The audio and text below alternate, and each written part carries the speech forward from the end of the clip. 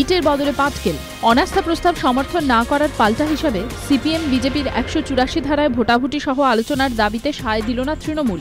সর্বদলীয় বৈঠকে সুদীপ বন্দ্যোপাধ্যায় জানিয়ে দিলেন, স্পিকার যে ধারাতেই আলোচনা চাইবেন তাতেই তারা রাজি।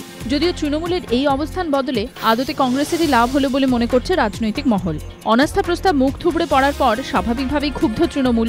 বারবার আবেদন সত্ত্বেও কেন্দ্রীয় সরকার ওল্টানোর উদ্যোগে সিপিএম বিজেপি সমর্থন না করায় বেজায় চটেছে তারা। আর তাই বাম ও বিজেপি যখন খুচরোয় বিদেশি বিনিয়োগ নিয়ে ভোটাভুটি সহ আলোচনার দাবিতে অনড়, তখন তাদের উপর প্রতিশোধ তুলতে গিয়ে কার্যত কংগ্রেসেরই পাশে দাঁড়ালেন মমতা বন্দ্যোপাধ্যায়। কোন ধারায় আলোচনা হবে তা নিয়ে সোমবার সর্বদলীয় বৈঠকের পর তৃণমূলের লোকসভার নেতা সুদীপ বন্দ্যোপাধ্যায় জানান, স্পিকার যে ধারাতেই আলোচনার নির্দেশ দেবেন তাতেই তাঁরা রাজি। অর্থাৎ ১৯৩ ধারায় যদি ভোটাভুটি ছাড়াই আলোচনা হয় তাহলেও আপত্তি নেই তৃণমূলের। আর তাদের আনা অনাস্থা প্রস্তাবে সিপিএম বিজেপি সায় না দেওয়ার পাল্টা জবাব হিসাবেই যে তৃণমূলের এই অবস্থান, তারও ইঙ্গিত মিলেছে সুদীপ বন্দ্যোপাধ্যায়ের কথায়।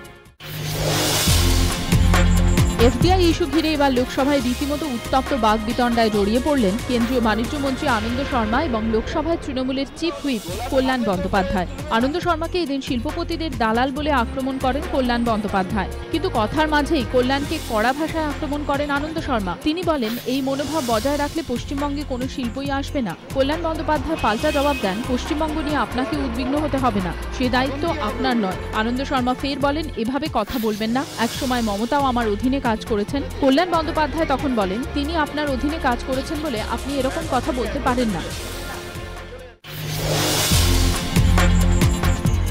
যারা জমি দেবেন তাদের পরিবারের একজনকে চাকরি দেবে রেল। রেলমন্ত্রী থাকাকালীন রেলের জন্য জমি অধিগ্রহণের ক্ষেত্রে নতুন নিয়ম চালু করেছিলেন মমতা বন্দ্যোপাধ্যায়। এই জমি নীতির জন্যই রেল প্রকল্পগুলি মুখ থুবড়ে পড়েছে বলে সোমবার অভিযোগ করলেন রেল প্রতিমন্ত্রী অধীর চৌধুরী।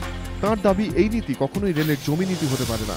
বিষয়টি নিয়ে তিনি রেল বোর্ডের চেয়ারম্যান ও প্রধানমন্ত্রীর সঙ্গে কথা বলবেন বলে জানিয়েছেন।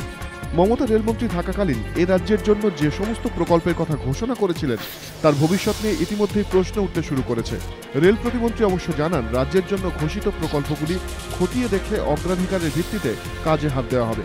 এই অগ্রাধিকারের তালিকায় ইস্ট ওয়েস্ট মেট্রো যে রয়েছে, এদিন তা স্পষ্ট করে দেন রেল প্রতিমন্ত্রী। ফের প্রকাশ্যে তৃণমূলের গোষ্ঠী সংঘর্ষের জেরে রণক্ষেত্র দুর্গাপুরের পাণ্ডবেশ্বর। ঘটনার সূত্রপাত রবিবার সন্ধে।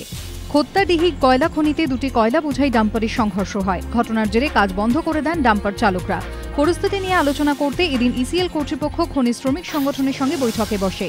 অভিযোগ, বৈঠক চলাকালীন তৃণমূলের দুই শ্রমিক গোষ্ঠীর সমর্থকদের মধ্যে বচসা শুরু হয়। বচসা আকার নেয় হাতাহাতির। দুপক্ষ একে অপরকে লক্ষ্য করে বোমাবাজি করে ও গুলি চালায় বলে অভিযোগ। ভেঙে দেওয়া হয় কয়েকটি মোটর বাইকও।